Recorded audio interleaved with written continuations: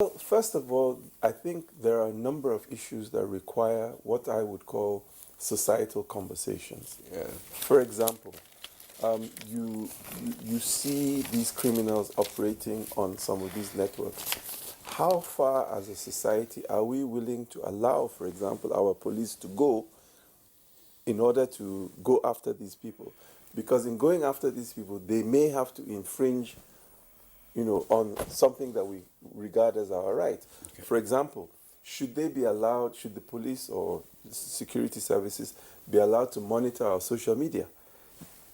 We have to have those conversations as a society and agree, and then we can say, Oga CP, these are the boundaries, for example, of how far you can go. So again, there's a lot that we have to discuss as a society. But back to the specific stakeholders, because you mentioned, very importantly, multi-stakeholder. First and foremost, government owns the right to supervise, regulatory rights, and the legislation. Mm-hmm. But the private sector, by and large, owns the infrastructure. Okay? You now have civil society. They are very, very good at basically making sure that there's a high level of accountability, not just from government, but from the private sector. Okay. You need academia, because the academics key in with the research and development in order to make sure that we understand the problem and seek pathways. It is the innovators that take the output of the research and development as products to market that can keep us safe.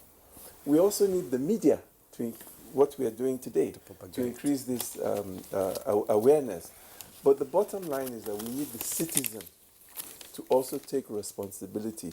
If you go to the market and you park, for example, your motorcycle and it's stolen, and you go and report to the policeman that you left your key in the motorcycle, what really do you expect him to do? So we also have to understand that, for example, your reporter in the introduction talked about passwords. You need to regard password as either your signature or the key to your house.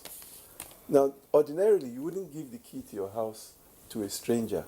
Likewise, you shouldn't give your password to it. We have to be able to make those kind of analogies so that people can see, oh, my password can open the door, to my private part, so to speak, or, of my life. Okay. Yeah.